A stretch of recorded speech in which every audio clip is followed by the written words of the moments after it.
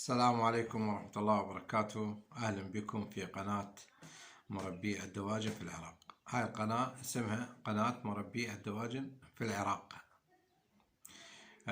دائما نذكر فيها مواضيع تهم دجاج التربية ودجاج اللحم، دجاج التسمين، ودجاج بيض المائدة، وحتى الأمهات، يعني أي حالة، ونتطرق فيها إلى كافة أنواع الأمراض التي تصيب الدواجن وطرق تربية الدواجن بكافة أشكالها وأنواعها.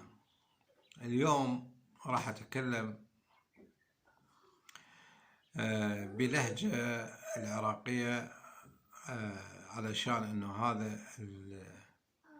الفيديو خاص بشخص يريد يربط ألف، حالته المادية ضعيفة، يريد يربط ألف بياض ويريد يعيش عليه هو وأطفاله.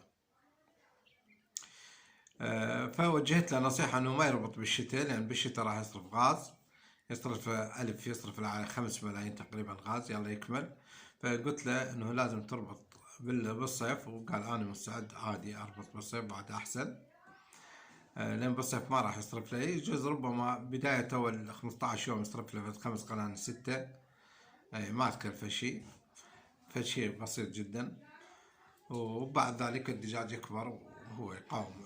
بالعكس ورا شهر أو شهرين يحتاج تبريد، يعني حتى في أيام الأولى في النهار يحتاج تبريد، لأنه إحنا الجو عندنا بالعراق جو متطرف حار جدا. فالألف طير إذا تأخذهن يا أخي، إذا تأخذهن تشترين كاملات يبيضن عمرهن 120 يوم يبدأ يبيض، و150 يلا يكتمل البيض عندك، يبدأ إنتاج فعلي، يعني بعد 150 يوم يحتاج لك الألف يحتاج لك 10 ملايين، يعني حد 150 يكلفك 10 ملايين. ربما أنت تشتري الدجاجة الزوج ب 17 على 8.5 عمرها 100 أو 110 120، المهم إنه العمر 150 تكلفك 10 ملايين، الألف يكلفك 10 ملايين. هذه الألف طير يحتاج إلى مساحة 200 متر، لا تخلي أكثر من 5 دجاجات بالمتر الواحد حتى يكون عندك الإنتاج غزير واحد، لأنه كلما كبرت المساحة الدجاج أصبحت له حرية الحركة وأصبح غزير الإنتاج، لأن الحركة تؤدي إلى زيادة الإنتاج. فدائما تجد أنه العرضي إنتاجه هو أفضل من الكيجز، أفضل بسبب حركة الطير. طبعا اكو ناس يقولوا لا الكيجز افضل، اللي هو ياهو اللي يقول انه الكيجز افضل، اللي حاط لك 9 بالمتر 9 دجاجات او 5 او 7 دجاجات او 8، طبعا الانتاج مالتك يصير ضئيل. لكن ما تخلي بالمتر 5 دجاجات، يعني الالف 200 متر، شوف الانتاج شو راح يصير، راح تبقى لك مستمر لمدة 4 اشهر، انتاجك من 95% الى 99 او 100%، لأنه عندك علف درجة أولى، عندك فيتامينات جيدة جدا، وعندك طير ناصح. كلما زادت المساحة للطير قلت الأمراض وزاد الإنتاج، هاي قاعدة ثابتة ما تقبل خطأ. فنجي نشرح الألف، منين تحصل الألف؟ طبعا الألف طير منين تحصلهن؟ كتكوت منين تحصلهن؟ عندك الشركة الحديثة دائما يبيعون وموجودة أرقامهم على الفيسات، وعندهم صفحة بالعزيزية بالكوت، وعندك شركة أفنان موجود بالسلك وبالكراد عندهم مكتب، وعندك دكتور طالب الشمري أيضا. أنا قال لي إذا أحد يخابرك أنا عندي دجاج، هو خابرنا الرجل دكتور طالب وقال أنا أبيع دجاج بياض، يعني صغار، صيصان مال البياض، وموجود اكو بعض حقول. حتى مرة الدكتور هاشم كماش، حتى الدكتور هاشم بالحلة بالشفل قال لي إذا كميات كبيرة أربط أنا، إذا صارت عندي طلبية كبيرة أربط، يعني دجاج بياض. هو الربط أما لهمان أو إيزابراون، لكن عندنا مثلا الشركة الحديثة كلها يربطون إيزابراون. هو هسه طرق الحصول عليه أصبحت واضحة، المنافذ الحصول على الكتاتيك واضحة، واكو تليفونات تطلبها من اي واحد مربي دجاج او يعطيك التليفون، او انت تروح شخصيا وتقص وتدفع فلوس مقدما، او تنطي ربع القيمة وبعدين من تستلم الافراخ تنطي الباقي. طبعا الكتكوت دائما سعره بين الدولار، نزل اكو فترة من نزل البيض صار اعتقد يعني 70 سنت، بس هسه رجع دولار او دولار و100 سنت هيك بهالحدود، يعني دولار و100 سنت تقريبا، يعني يطلع بالعراقي 1000 وربع 1200 1150 بهالحدود. هذا تصير الكتكوت الواحد. طبعا هم ينطوك اياه كله بنات يعني دجاج نثاية، يعني مو ذكور. ذكور هم يعرفون الذكر يطلع ابيض والانثى تطلع حمراء، المال الحمراء يعرفوها معروفة ذيك وين يطلعوها يشمروها او يبيعوها او يعطونها مجانا جماعة المفاقس. في اغلب الاحيان يشمروها طبعا في على الشوارع، في الشوارع. بالمفقس راح يلقحوها إلك على حساب المفقس، من ضمن السعر مال الشراء ميرك. زين. يوم 10 يوم 3 راح تجيب طبيب عمره 3 وعمره 4، تجيب طبيب بيطري، مو تجيب طبيب بيطري، تروح تجيب لقاحات قنبورة حقن ولقاح ثلاثي فلاونزا الطيور H9 و H5 ونيوكاسل، تلقحها حقن وترشها ايضا كلون 30 وام اي 5، كلون 30 كلون 30 نيوكاسل وام اي 5 مخلوط، ترشها رش، ويا ايضا تقطير بالعين. هو نفس هذا مخلوط، مو ترشها رش، هاي مو رش، هاي ايضا بالعين. ولو انا الدجاج البيض ما انصح بالعين، لانه هذا اللقاح ياثر على العين يخليها تدمع. دجاج البيض اللحم نعم لقحه بالعين لان فتره التربيه مالته قصيره يبيعها، لكن هذا اللقاح يبدأ يشتغل بعد 10 15 يوم 20 يوم، يبدأ يشتغل ويأثر على العين يخليها تدمع، يظل يشتغل واحيانا يدمر العين، يفقسها العين. لذلك انا دائما الدجاج البيض انصح انه رش كلون 30 ام اي 5 والعطر المغايره بيرد اي بيرد، العطر المغايره اي بيرد ايضا اي بي، هذين خلطه كلهم سوا ويرش الرش. زين. عندك يوم 13 تقدر تلقح قنبوره، لازم تلقح ضروري، ايضا تلقح لقاح ايضا شرب بالمي، تعزيز اللقاح. احنا مو لقحنا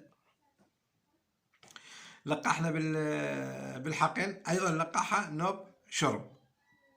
لان الدجاجه القنبوره دائما بالبيض تكون قويه، ولا تعتمد على فحص ابد، لا تعتمد على الفحص، لان هاي يوم من الايام أنا تورطت به.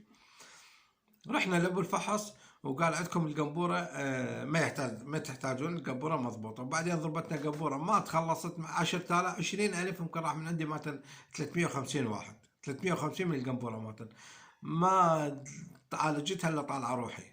يعني تعرف انا بعلاج القنبوره يعني ما اخلي شيء ما انطيها، شكر وجنبازول مدرر، فيتامين سي براستول، وحتى اجيب لها اسبجك هذا خافض حراره مال البشر احط لها وظليت اعالج بها 5 ايام، ماذا 6 يلا خلصت معتها، اخذت من عندي 350 واحد من اصل 10,000. ماكو داعي لقحها ما بدون فحص، لقحها كل شيء ما يصير، ما يقول لك هيك يصير، كل شيء ما يصير. طيرك ناصح لقح، بس يشوف طير ناصح اكله جيد وشربه جيد لقح. زين. لقحناها، بعدين يوم 20 راح تلقح لاسوتا او كلون 30، كلون 30 نيوكاسل. والله انا افضل دائما لاسوتا على كلون 30، قوي حيل خليه قوي. يعني كلون 30 دائما يضربون نيوكاسل تروح نص القاعه مالتهم. القح لاسوتا وخلاص، شي بدي يصير خليه يصير، شي بدي يصير خليه يصير، القح لاسوتا وحتى تكون في مأمن من الخطر نيوكاسل. راح تستمر العمر. طبعا هذا لحد الآن أنت راح تنطي علف، لحد الآن أنت مستمر بالعلف. مرحلة أولى مال دجاج لحم، مرحلة أولى مال دجاج لحم لعمر 60 يوم تبقى، عمر 60 يوم مرحلة أولى مال دجاج لحم. وراها راح تبدل، أما تقوم تجرش جرش، وحتى أنت تقدر من أول يوم تجرش جرش، أو تجرش جرش هم أصرف لك وهم أنت، او تشتري جاهز مجروش جرش. انا افضل الجرش تشتري جاهز. وعندنا بالمحمودية منطقة بالمحمودية، ولو هذا عام لكل العراق. لكن أنا يعني اللي قال لي يريد يسوي 1000 طير يربي، يسوي دجاج بيض قريب على المحمودية، على المنطقة في الحلة، يعني أعتقد بالحلة قريب على بغداد، والمحمودية بين بغداد اللي بين الحلة، فقريبة. اكو معمل اسمه معمل الواثق، ينتج انتاج ينطيك تعهد ان انتاجك ما يقل عن 90%. وفعلا انا جربت عدة مرات وانطيت الحقول استعدى الانتاج مالتهم، ورخيص ايضا، ارخص من البلد، ارخص بكثير من البلد. انتهينا من مشكلة العلف. الافراخ جبناها، انتهينا من عندها. وعندنا بعمر 50 لقاح، عمر 50 لقاح كوليرا، تلقح كوليرا. بعمر 60 او 55، افضل عمر 55 تلقح جذري. الجذري ايضا يجي، طبعا هي طبية تطلع، لكن انت تشتري ممكن تتصل بيها على مكتب العقار البيطري حتى تعطيك تعليمات. اذا ما تاخذها من عندي تعطيك تعليمات تشتريها من اي مكان اخر. ما جذري مثلا تلقحها. لقاح الكوليرا ايضا ضروري جدا، للكوليرا خطرة، والله هي خطرة. ولقاح عندك يوم 45 لقاح سالمونيلا تلقح، ممكن تلقح معا سالمونيلا وكوليرا. هنا سالمونيلا حي، عمر 85 تلقحها ميت سالمونيلا، لأن السالمونيلا مصيبة.